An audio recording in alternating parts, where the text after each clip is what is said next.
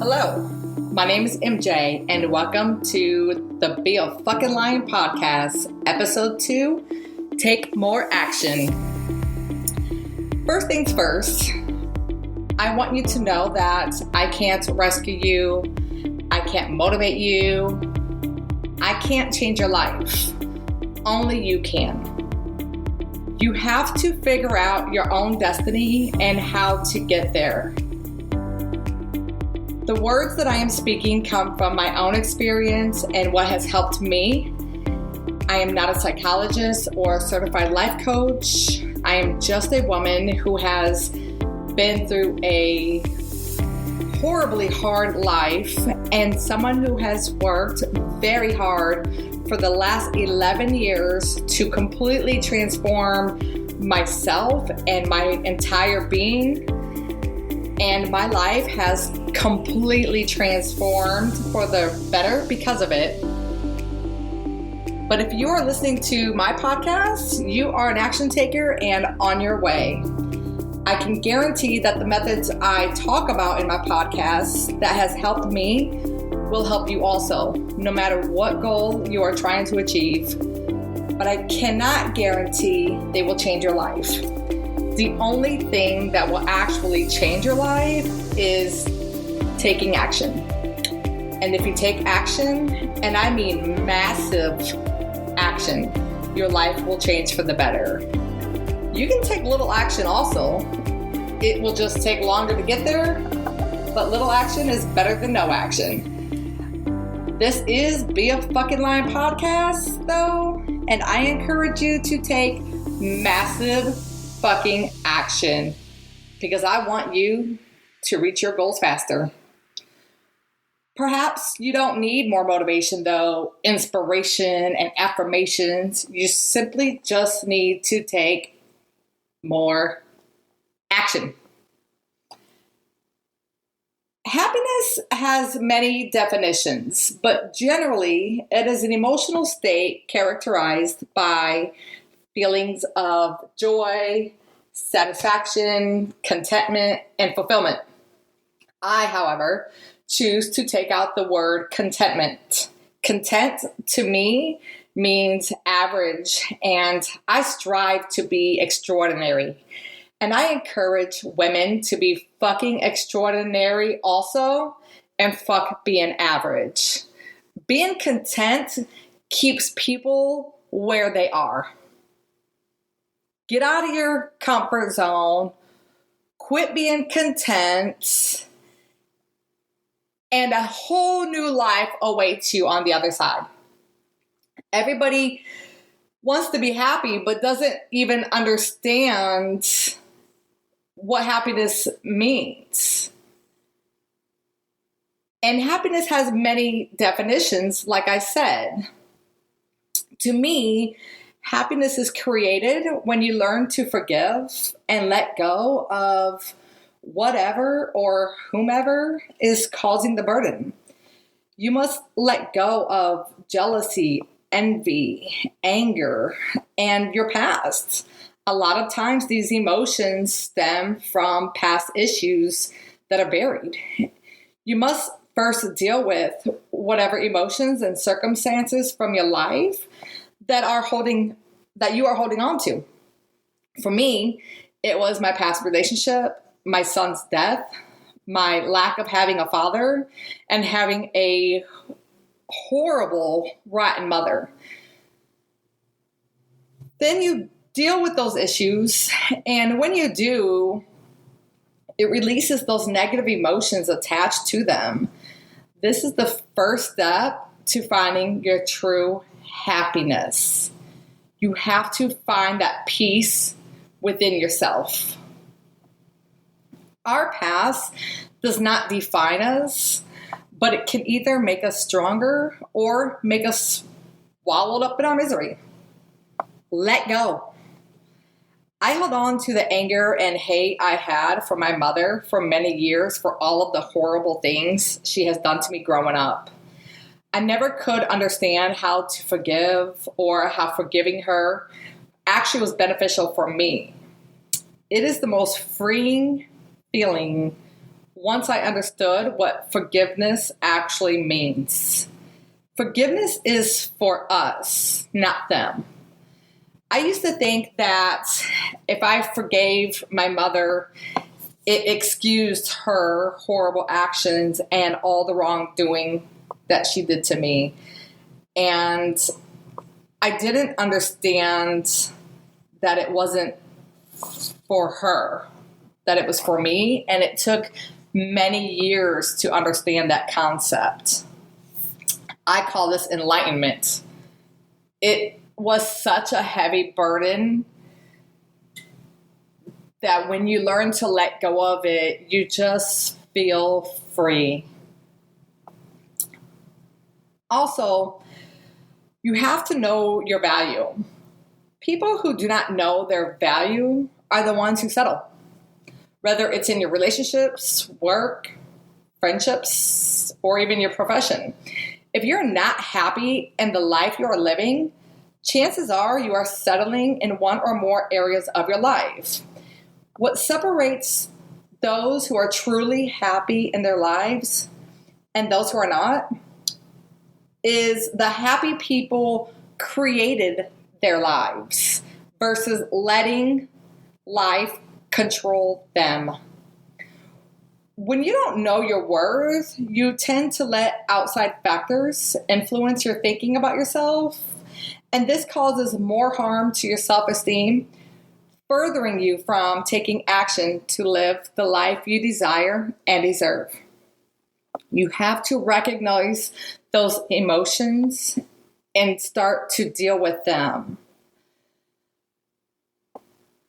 I want to talk a little bit about success because everybody wants to be successful, like being happy. And some people tie being happy to success. And like happiness, success is an ambiguous word. It is interpreted differently for everybody. For some, it is measured by money. For some, it is measured by feeling fulfilled and loving relationships and family. For athletes, it is measured by trophies and wins. For me, success is living my life purpose of helping others, having meaningful relationships in my life, being a good mother and role model, and being financially free. I want it all. But what all successful people have in common is they set goals and a clear path that directs them to reach the level of success that matters to them. Successful people take full responsibility for their lives, decisions, and outcomes of their decisions. They aren't blaming others, the weather, social media, politics, economics, their parents, or any other entity. Successful people know the decisions they make today determines what tomorrow brings. Successful people look at their past as a learning lesson and see the bad decisions as an opportunity to grow. I myself had victim mentality until I was 32 years old. I am almost 43 years old today. And it was my mother's fault for how she raised me, how she mistreated me. It was his fault for cheating on me. It was always somebody else's or something else's fault why my life was such a mess and why I was so fucking miserable. It couldn't be because I chose to date a married man and spend 9 years with him who was cheating on his wife, right? I mean, he did get divorced,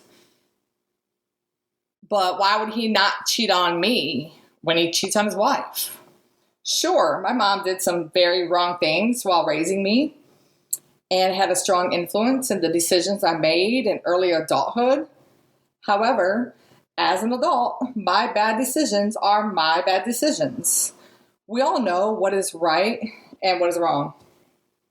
Our lives are determined by every decision we make, good or bad.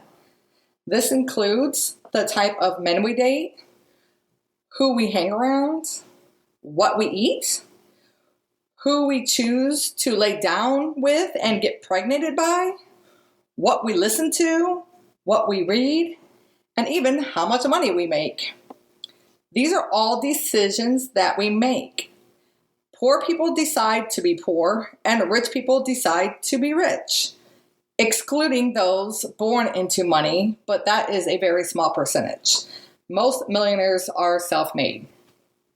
And I want to go back and touch on what I mean when I said we choose who to get impregnated by. This is a topic I see often on social media. And I went through it myself with my first daughter. We waste so much energy blaming the deadbeat dad for not paying child support, not being there for his kid, not being a dad, right? The reality is we can't change him. No matter how much we bitch, complain, and blame, he's not going to pay his child support. He's not going to be there for his child. And he is just a deadbeat. But what we can do is take responsibility for choosing such a deadbeat to lay down with and get impregnated by. And that is our fault. Our job as a mother is to be the best mother we can be and take care of our child, regardless of what the deadbeat baby daddy is doing. And that seems to be a hard concept for young women, especially, to grasp. Oftentimes, including myself, we make that choice more than once. And we keep choosing the wrong dudes because we don't know our own self-worth. Like attracts like, right? So I wanted to make that clear because I see it so often. We choose who we get pregnant by. It is our fault. Period. So let's talk about discipline. Because you can't have success without discipline, and you can't achieve any goal without discipline. Life is full of pain, and a lot of it is caused by our own choices. But what we do with that pain determines our results in life. You can either choose to suffer through the pain or grow through the pain. Happiness doesn't exist without sadness either. They are both temporary emotions. They are not tied to people or what we have. If you're chasing happiness, you are chasing the wrong thing. Happiness is a choice and a temporary feeling, like I said. I know broke people who choose to be happy, and I know rich people who are miserable. Instead of chasing happiness, focus on your moral obligation of living a better life, being a better parent, a better spouse, a better career, and focus on those things. First, you need to recognize what you can do better, take responsibility for your actions and decisions, and figure out what type of person you want to be and what kind of life you want to live. You need to make a step-by-step plan of what measures you need to take to make those things happen. You know the saying that goes, if you fail to plan, you plan to fail? Well, it's true. It's not enough to just think in your head that you want to lose weight or you want to be happy or you want better relationships. We are creatures of habit, and our daily habits have already been formed. Your daily routine is made up of habits. Whether you make your bed in the morning or not is a habit. Jumping on social media first thing upon waking up is a habit. Brushing your teeth is even a habit. So in order to be successful in anything you want to change, it is imperative you disrupt your habits and insert a new action to create a new habit. In this case, I'm talking about making it a priority to write your steps down every day to achieving whatever it is you want to achieve every single day. Don't just write what your goals are. Write a step-by-step plan of how you're going to reach those goals. If you want an example, email me at domine@beafuckinglion, and I'll be happy to send you over a cheat sheet you can follow. You can replace jumping on social media first thing in the morning with writing down your action plan. And you're on your way to creating a new habit. You're eliminating one bad habit of jumping on social media in exchange for writing down your goals every day. And that is how you form new habits consistently. A Harvard business study found that 3% of MBA graduates who had their goals written down ended up making 10 times as much as the other 97% put together. I will send you this study in PDF format along with a cheat sheet of how to write a step-by-step plan. If you write your goals down on a regular basis, like consistently, studies show you are 42% more likely to achieve them. When you write things down, you are activating both parts of your brain, the imaginative right brain hemisphere and the logic-based left hemisphere. Writing your goals down works great for motivation, but you must do it consistently in order to form a new habit. Goals definitely help us become better versions of ourselves. Be a fucking lion and take charge of your life. Freedom and happiness await you on the other side. I promise. Thank you for listening. I hope I said one thing valuable and you start taking action today.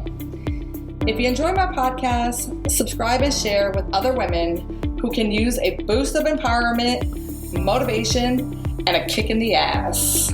You can follow me on Instagram at beafuckinglion. And you can also sign up for my Monday Motivation newsletter on my website, www.beafuckinglion.com, and you can subscribe to my newsletter, and every Monday you will receive a newsletter in your inbox, all related to nutrition, fitness, self-help, health.